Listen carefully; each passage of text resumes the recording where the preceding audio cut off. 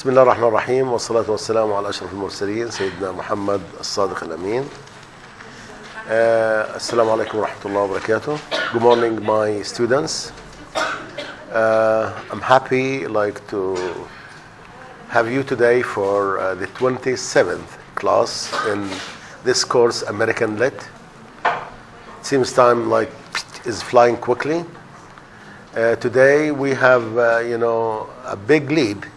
We're moving from 19th century to 20th century. And we're moving from Poe, Edgar Allan Poe, Huckleberry Finn, and Emil Weltman, Dickinson, Douglas, and we are going to look at a very famous American writer, William Faulkner. In fact, when we were discussing those poets, from time to time we were just giving some inklings, some innuendos about, look here, he was a precursor of modernism. This is, he was shifting from the outside to the inside. This is a modern. Today we have, I wouldn't say we have the master of modernism, because modernism is a movement, in fact, which did not start in England, as some critics say, but rather in America. And it started with writers like William Faulkner. Even though we're talking about a 20th century American movement, even though he was a regional writer, he was writing, most of his stories were based on Mississippi stories. However, he attained a very international fame, and he became a famous writer. He won a Nobel Prize for his interesting and confusing novel, The Sound and Fury. The strange thing is he's the opposite of Thomas Hardy. Thomas Hardy started his life as a novelist and ended it by being a poet. Here, he started his life by a poet and he ended his life by a novelist. In fact, his themes are a little bit strange, and he was writing strange stories of animal, stories of miscegenation, mixture between human beings and animals. He was a writer of Gothic. But the big concern was the South. And I think, it's very important to understand, the South in the background of, the Civil War. The Civil War, which was in the 19th century, left, a very deep wound or gash in the structure of the American society, because it divided the society in two. Of course, the Southern people were defeated in the war, and the Northern people won, but the crisis remained that the Southern people did not admit that sense of defeat, and all the time they lived in this big illusion that they are the best, they have all this tradition. When I did my PhD degree, in fact, I was my writer was, and the writer I work on was Eudora Welty. She was a second in fame as a Southern writer. Also she was tackling the same problem, how those people were unable to cope with the new reality, the new change. And I think this is in the background of the story we are going to see today. I know the presenter is a little bit concerned because she thinks I'm going to say what she's going to say. But let me, before talking further about Faulkner, listen to a nice report. Yes, Ella. Good morning, everyone. I am reporting today on the narrative of Frederick Douglass in light of Abraham Maslow's theory, Human Motivations and Needs. His theory was published in 1954. Instead of examining human behavior to point out good or moral choices and then prescribe how people should behave, he showed in his theory how unfulfilled needs dictate the choices people do make. His theory is based on a hierarchy of 5 needs, ranging from first, food, safety or security, love, self-esteem, and finally self-actualization. It's worth noting that this order of needs is not absolutely fixed. I will focus in my report on the first need, which is food. We know that food is a very basic human need, and this is what slaveholders in the narrative of Frederick Douglass understood very well. Therefore, they most of the time deprived those slaves from enough food. Douglass stated in his narrative, "We were not regularly allowanced. Our food was coarse corn meal boiled. This was called mush." The reason behind such tactic is to keep those slaves busy-minded and worrying whether they will get enough food or not, so that they don't fulfill this need and jump to the next need, which is safety or security. Otherwise, slaveholders' security conditions would be threatened, and the slaves might rebel against them. Sometimes they exceed the amount of food which they offer to the slaves. For instance, a slave loves molasses. He steals some. His master in many cases goes off to town and buys a large quantity. He returns, takes his whip, and commands the slave to eat the molasses until the poor fellow is made sick at the very mention of it. The same mode is sometimes adopted to make the slaves refrain from asking for more food than this regular allowance. A slave runs through this allowance and applies for more. His master is enraged at him, but not willing to send him off without food, gives him more than is necessary, and compels him to eat it within a given time. Then if he complains that he cannot eat it, he is said to be satisfied, neither full or fasting, and this whipped for being hard to please. So even when a slave is offered plenty of food, he is not allowed to eat as much as he needs only, but as much as his master wishes. Offered with less or more food, still this need is not fulfilled. Again, we can apply this theory on our life as Palestinians. Israel continues imposing the siege on us so that it keeps us busy thinking of how can we fulfill our needs of basic goods like food, fuel, and electricity. However, this theory fails when it comes to Gazans. We prove to Israel that we are an exception, and despite the unfulfillment of such needs, we will continue threatening its security as long as they are occupying our land. Thank you. Okay, thank you very much. Yeah, in fact, the food theory was like a theory which was used by the colonizer, by the slaveholders, to further subjugate, the slaves and the colonized. Yes, the Israelis were, following the same strategy when they were imposing the siege on us. However, when she read, I remember the prisoners, I don't know, you're not familiar with the kind of food they are giving every day. It is like, I don't know, they call it, it's a mixture of many herbs mixed together. Bland food, has no taste, has no smell, just like herbs from here and there, without, even any taste. It is called, zerbeha, like those prisoners are familiar. So giving this food every day to the prisoners, like, was meant to crush their spirit, to keep them, like, under pressure all the time. So they all the time were sick of that food. Okay, good. One report is okay. One report. Let me see. I know that you read this story before, but you didn't perhaps discuss it in its American context. Today we're discussing a story in its American context. Did you visit again the story or not? Yeah.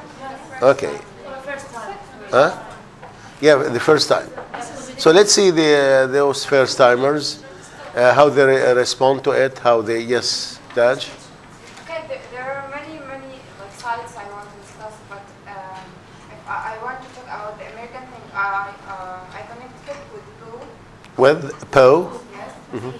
About the Gothic thing and Uh-huh.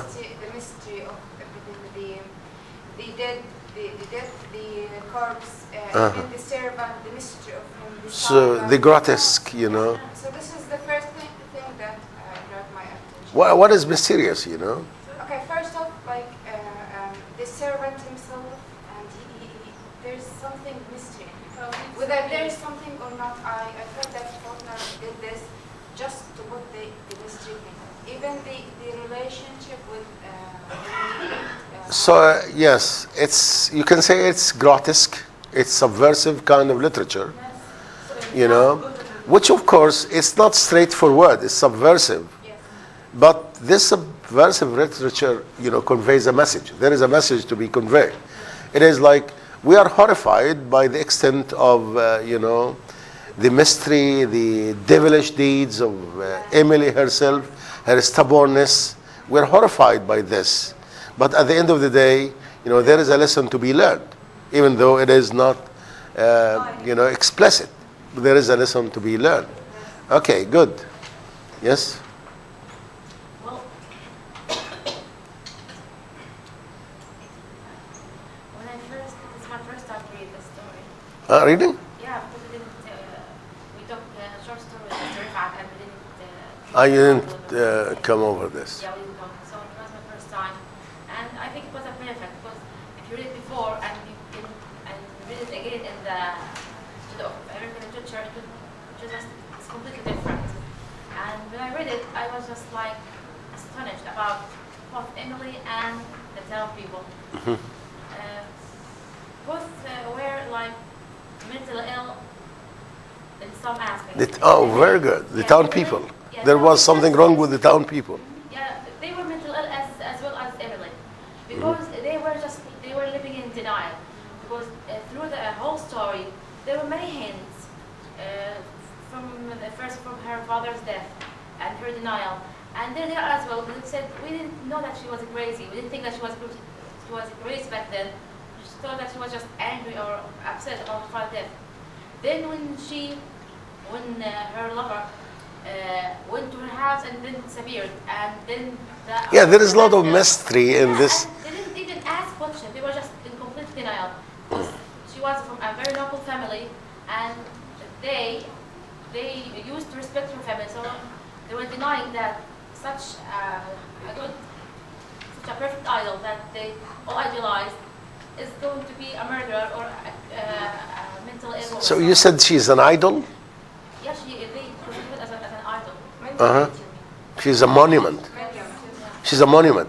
I don't know, like, is it like the fallen monument? Like, it seems like there is a kind of ambivalence, you know? Contradiction between everybody. Like, do you think the writer, like, was ambivalent? Like, he liked and he's like Emily? Yes, we could see that she challenged everything around her. She challenged her father. She challenged the society around her. She challenged the noble states of her family. But this challenge, like, came in a wrong way or a different way, which is supposed to be like reformed. So the writer doesn't know whether to approve this way or this technique of challenge or revolution or like such to leave it to the reader to say whether Emily's actions are justified or not. Yeah, we have Emily's actions and Emily's position, you know, like we have to think. I don't know, have you paid attention to the title of the story when he said, A Rose for Emily? And then in the whole story he was saying what? Poor Emily. No, Miss Emily. Poor Emily. Miss Emily, as like, so what does this mean? What does this mean? Like, and is this rose given as a kind of appreciation, or is this given as a kind of tribute to her when she died? You know, is it like associated with love? So there is mystery even with the title. You know, yes. Actually, there are many points to discuss in this back to the beginning. It is like flashback, the funnel, and then goes back to trace the reasons behind this. And then when she... So it starts by flashback, you want to say. Yeah. And actually, I felt that she is mentally disturbed when she said that her father is not dead, even though he's dead. But then you can sympathize with her that she is from the shock that she's saying that. And when she said to the new generation that asked the Mr. Colonel Sartoris. No taxes. How would you like, if imagine yourself you are playing it, you're on the stage, and how would you say, I have no taxes? Okay. I have no tax. Yes. I have no taxes in Jefferson. You know? She's not angry. She's in a calm. So she would like do it. I have no taxes in Jefferson. You know? That's the problem. She continued repeating the same word. I have no tax. Yeah. She's convinced. That's the problem. That's the problem. She's not just been angry or or I don't want to pay. She's convinced that she doesn't have any taxes there. She keeps just telling them to ask someone who's already dead. So you're fascinated by, her character. She's very strong. She's very stubborn. And she's frightening. Regarding Okay, yes. regarding the dialogue, when she continued repeating, "I have no taxes, no taxes." This is a good proof that she has nothing to say. She's a poor communicator. This is the effect of her father's actions toward her.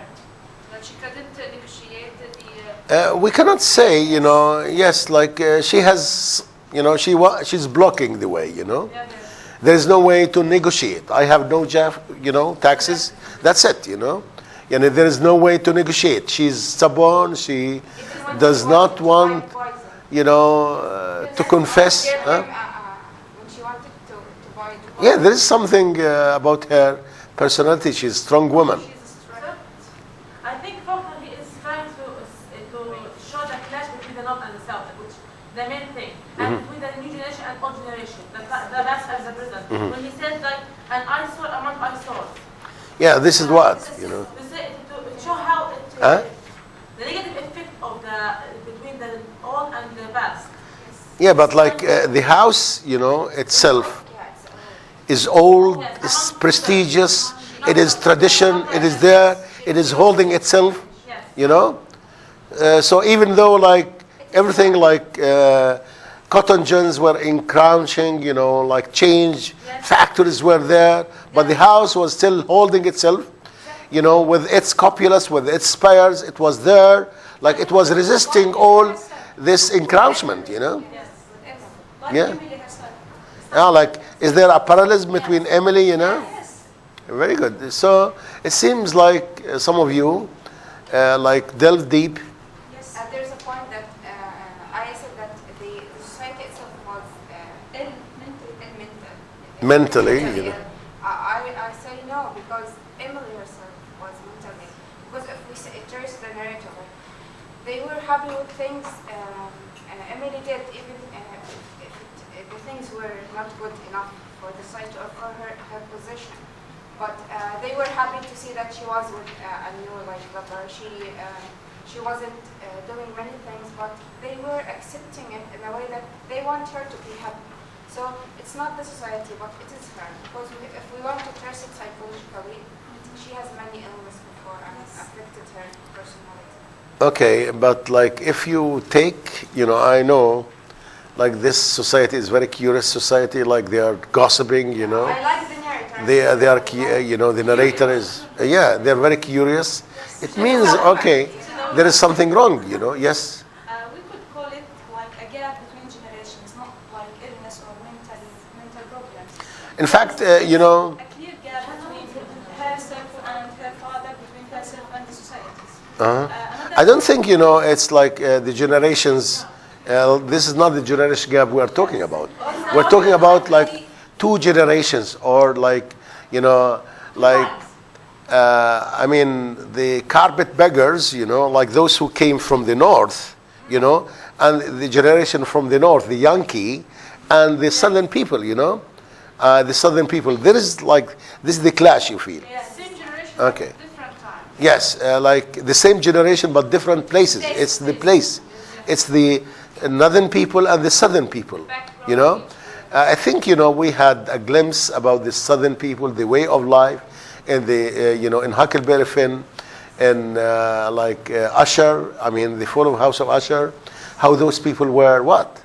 Sir, Yes. they keep their tradition and not accept the change. Yeah, like they were highly, they lived in a culture of dream. They live in a culture of aristocracy. They had their own traditions. They had their own, okay. Okay, they had their own civilization, traditions. They have their tradition of slavery, keeping slaves, and so on. So they had their own way of life, which was different from the North itself. Yes, Ahsan? I want to say that there is a great paradox in this story. Great? A great paradox.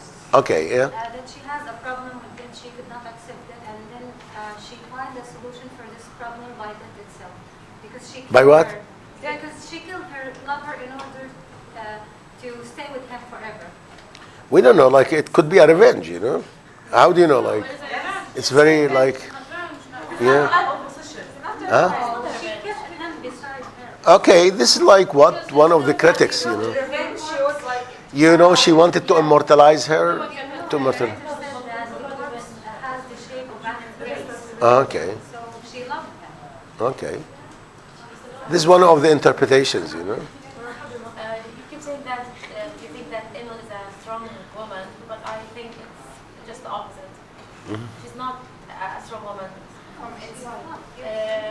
No, she was I think, in the story. Okay, go ahead.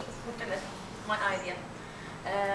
Through the whole story, we saw her trying to juxtapose things that were already in her society. And when she began her relationship with the new lover, Homer, yeah, Homer Burner. yeah, and her cousins came to talk to her about this affair, she was not strong enough to stand in their faces and say that, no, I want to be with him. And then she chose to keep him with her. Because she couldn't just let him go, and she couldn't stand in the face of the traditions in her society. So she killed him. So I think it's not an action of strength, it's an action of weakness. But there is no mention that she didn't accept. Okay, we'll talk about this. So why don't we let the presenter first, come here, give her presentation, and then, we fill in the gaps because, I'm worried about her. We don't want to say everything she might be saying. So let us see. What's your name, please? Shada. Okay, Shada. Do you have a partner in the presentation? Okay. Assalamu alaikum, everybody. My name is Shada Qandil. My partner is Ilham Hamad. You already knew my topic and you already discussed many things in my presentation. Thank you. The outline, we will discuss talk about the author, about the text, what's up with the title, the style of writing, the narrator, the conflict, historical context, and analysis for every chapter. Every section. The writer is William Faulkner. He is born in 1897 and died in 1962. He was born in Albany. He born in Albany, in Mississippi. He one of the greatest writers in the 20th century. He wrote many novels. It's the reason behind his fame about the South. In these novels, he discussed many things about the South, the violence about the present, and concern about the future. He died in Mississippi, and he was 1664. About the text, the setting in a small town, Jefferson, in the South. The main events or things in Emily's house. That's in the late 18th and the early 19th. The tone of the whole story is conversational, gossip, mysterious, bizarre. It's very strange. So it's also from Southern Gothic. For more information about the Southern Gothic, it's a type of literature which mainly talks about Gothic style. The writers of this type tries to show mysterious characters, events, secrets, supernatural things. They tries to discuss the characters' behaviors against the society, and the behaviors, the codes of conduct in this society. So that's what actually found in Faulkner's short story. We see that how Emily against her society, her strange behaviors. About the title, the meaning of the title is very mysterious, as you know. It carries many interpretations. So one of the interpretations, or two, I will talk about. It's a symbol of love or faithfulness. It is. You see that this is irony totally, because Emily denied love from her father, her society, her even beloved. Another interpretation that maybe arose, that given to someone as a memory, something memorial, something to talk about, to interpret love, but no one offering just one rose for Emily. When they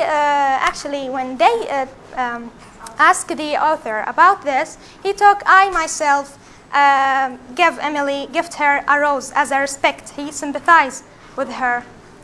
About the style of writing, a successful short story stands behind it a successful writer. So this writer, Faulkner, uses many techniques, many devices in this story, like foreshadowing, flashback. That effect actually give and grabs the attention and give a desirable effect. Another thing in his style, he used long and strange sentences, descriptions. There is lack in the dialogues. The words are big and bookish. About the narrator, the first person narrator, he is the collective voice of the town. So she or he, we don't know, is a he. What? Unknown. It is unknown. Yes, unknown. They. They. It's depend on the women are gossips, but it's not actually. Both. Yes. Okay, let's continue. Their gossip, these people, or the narrator and the people in the town, their gossip led them to break the door, which was locked for a lot of years. The narrator himself was smart somehow when he hidden himself behind the pronoun we, because we can understand here that the narrator maybe his own opinions, his own interpretations when he discussed about Emily, the how descriptions, something like that. Yes, yes, that's right. Who's more authentic? A first person singular or a first person collective narrator? Who's more authentic? Because you have two eyes see better than one. So if you have many eyes, all the people of the town are looking, watching her. This means like, she's, the focus, of all those people. Yes. Another interpretation about we said that maybe his own thoughts, but it's also that he accepts the thoughts and the opinions of the whole town, the people in the town. We saw some shifts in the story when he once said already we knew, and another time he said they waited for the period of blah blah. So they're shifting. Okay.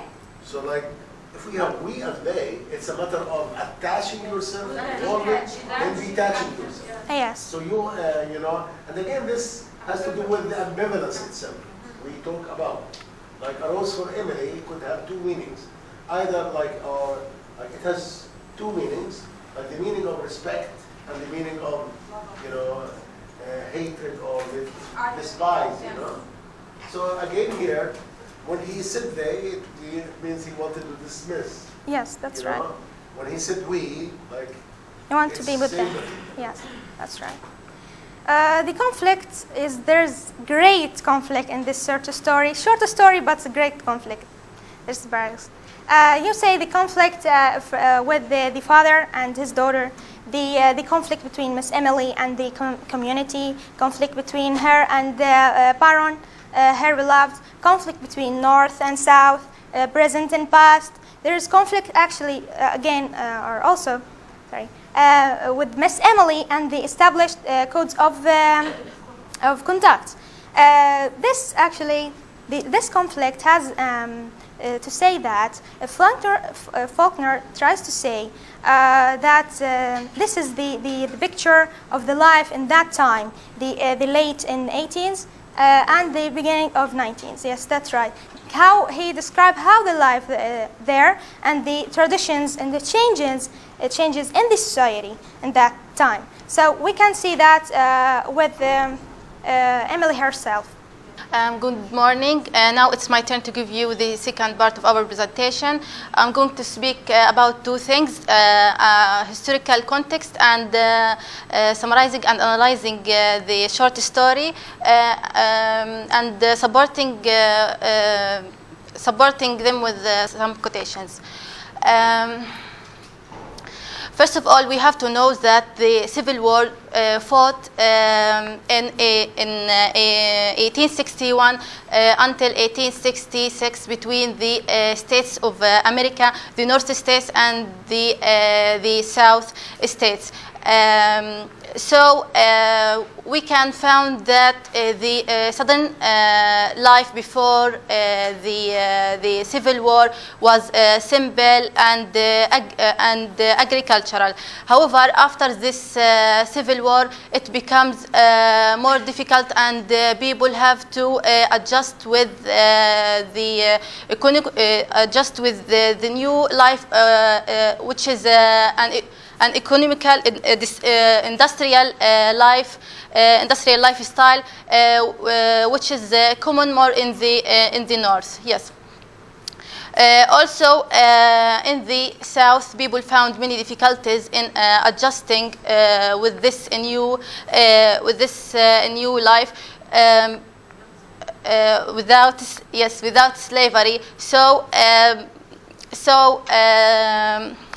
we can find that some people whom are holding power and considered as people from the high class, but after the Civil War, they have no power and no privilege, because this Civil War changed the rule and the class situations and the rules. It changes by the time after the Civil War. So the key word is the word adjustment. Yes. The North, imposed its style of life on the South. The Southern people were not able to adjust. They still, lived in illusion. They lived in the past, like the past which was full of heroism. The past was full of stories of individualism, and they didn't want to believe that they were defeated, so they were unable to cope with the new change. They were unable to submit to that, and this is a problem. Adjustment is very important when you have to adjust. So as a result, the Southerners people after this Civil War started to seek a new way in order to exploit the African Americans, This way called sharecropping. Sharecropping means that the owner of the land lent this land for the ex-slaves and forces them to pay with some of their corpse also.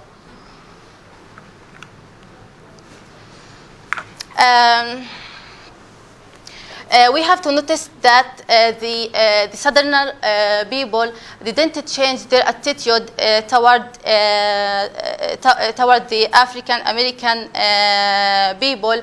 Moreover, they started to treat the black people in Much prejudice. yes, in much prejudice way, while also the Southern people still treating the white people in the north in a sense of suspicion, yes, because they forced them to change their life when the times they really don't want to change it.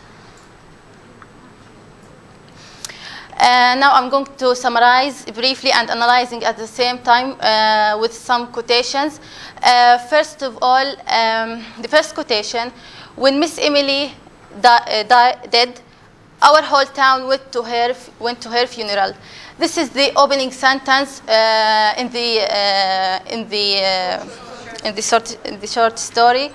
It starts from the end. As we know, the narrator used the flashback narrating this story. After that, he moving to describe his Emily's house. Emily's house. This somehow mixing between the present and the past. This quotation illustrates for us that there's a differences and the clashes between the past and the present. She's a woman. She's an old woman carrying an old tradition values in her mind, while she are living in between a new generation, more than one new generation.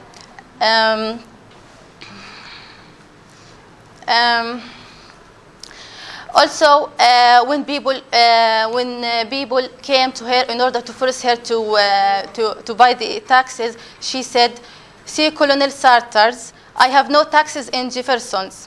Also, she said, "I have no taxes in Jefferson." It shows that her inability to change and to face the reality. Or her, reluctance to admit the new authorities, because they were like outsiders for her. They're outsiders. They are occupiers. For her. So she doesn't want to cooperate. By the way, the word adjustment is a little bit tricky. And I think we as Palestinians, we have to be a little bit suspicious about this, because this means we have to adjust ourselves to the occupation itself. So adjustment here, yes. But this, in American context, it is more positive because you're talking about people who were divided. So adjustment is part of the reconciliation itself, because, as we started at the beginning of the lecture, the wound was very deep, and there was a need to bring the two parts of the country together. And it was the responsibility of Abraham Lincoln, and many other writers to reconcile the North and the South. And here you have a Southern writer who, was pressing by his novels, by his, writing to reconcile. He was reprimanding, he was blaming those people for being stubborn, for being like this. And there was a need, they should adapt themselves, they should adjust, and they should accept the new reality. Otherwise, they will remain insane, and the whole country will be crippled. Okay. Also, during the first section, the narrator started to describe the physical appearances of Emily by saying that her skeleton was small and spare. Her eyes lost in her fatty ridges for her face. Looked like two small pieces of coal pressed into a lump of duff as they moved from one face to another, and so on. Very frightening. This is very scary. Yes, and also this quotation also added something to the Gothic quality in this story. Yes. There's much uncanny. The uncanny, agree, the uncanny is here again. The sense of mystery.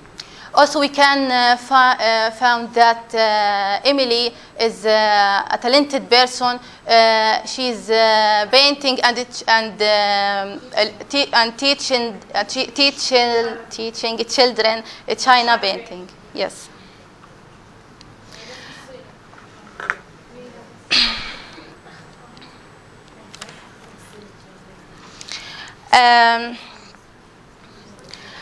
This long quotation, we can illustrate that Miss Emily can be as a symbol in this story.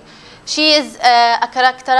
She is a character that representing the older traditional values. The older traditional values, and the people of the town dealing with her as if she is a superior person, because she is yes, a noble, and because she's old, and they also protecting her. So she was like from as a woman. aristocratic family. She was influential, and like the fact that she was exempted from taxes, it was not like because she wanted a kind of charity, but rather because she had that influence. She was influential. Her family, her father, like they were close to the government. Yes. Now a new government is coming, and they didn't like the arrangement of the previous government, so they started like to go and to see her, to compel her to pay taxes. In the second section, the narrator returned back 2 years after Emily's father's death. This when Emily's neighbor smelled a horrible smell coming from her house. So they are impressing. Yes. No, you mix a little bit. The smell is about like Baron when she killed him, but like the dead father, yes. What happened when her father died? She was dressed normally. Yes. There was no grievance. No grievance at all. Like, again, she had an attitude towards death. Cold. Yes, she didn't accept death. Yes. Death, was her. It was not accepted. Unlike Emily Dickinson. Yeah, unlike Emily Dickinson, she was welcoming here. She was challenging that. Yes. Okay. Yes, so the people of the town solved this problem secretly without talking to Emily, because in the southern tradition, this thing become as something bad to speak to the old for something like this. Yes. Like you are, your home is, yes, smell bad, yes. So how they solved the problem, they spread the lime inside the cellar door of her house. This lime is the substance that ends the bad smells. This thing can shows how the people of the town are reluctant to ignore their cultural beliefs, and they don't want to force Miss Emily to change. There is a quotation: as they recrossed the lawn, a window that had been dark was lighted. The narrator mentioned the word motionless in describing Emily while she's sat at her window, which shows that her relationship with her father and her reaction toward his death. She is she is loving her father, so he described her by motionless. Yes? No, motionless, like you mean like in her sentiment or what? Yes. I think, you know, Sitting in the window without moving or without noticing the people like whom she are. didn't acknowledge, you know, death itself. Yes. Like death was, like, she didn't acknowledge, she didn't like even want to believe that death is like this. Yes, yes. In the third section, we have a new character, Homer Baron. He is who came from the north. He is a construction worker. Came to the south in order to help building the sidewalks in the town. After that, he started dating Miss Emily, yes. But the town of the people don't think that Emily would date someone who's from the north. But it seems that Emily is interested in in Homer Baron. Yeah, but in the background, like there is something. He was not taking things seriously, and there is something you know, strange about him. Like, you know, that he was not like, you know, heterosexual. You know? We can say that Homer's character is can be a symbolic in this story because he is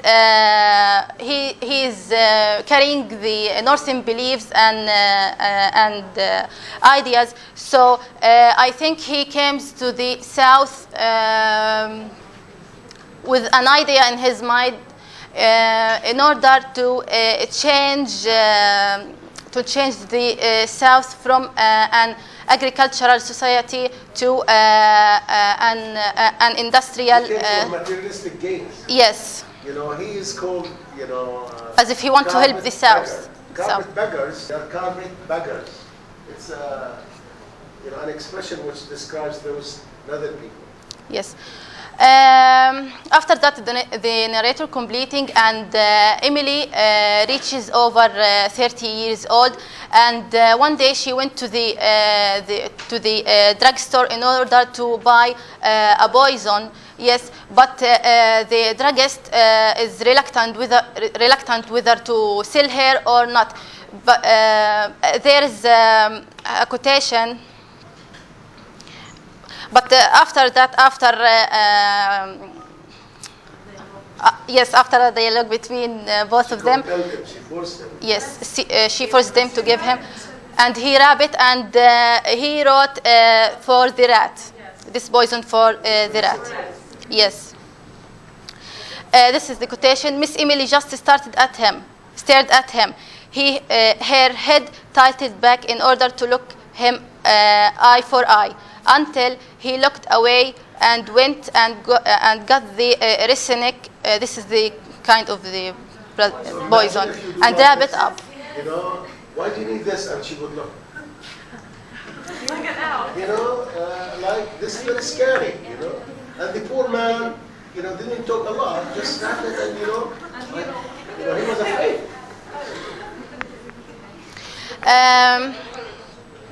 In the fourth section, the people of the town considered this relationship between Emily and Homer, yes, something disgrace. So they sent a letter for her relatives in a city called Alabama, yes. So after a few days, they came and stay with her in her home almost 1 week. in this time, Homer disappeared. When her relative came, Homer disappeared.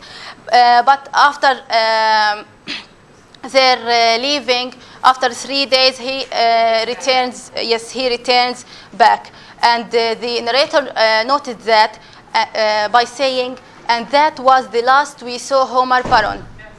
This is the last time they saw Homer Paron. Yes. After that, he disappeared. Yes. He disappeared for 20 years.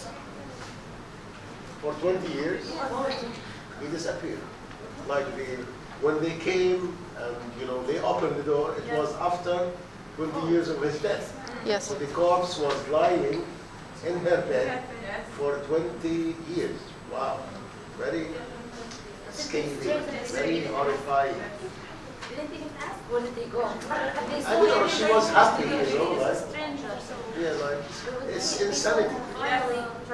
Imagine like a corpse like this, it's a skeleton now, it's no longer a corpse even.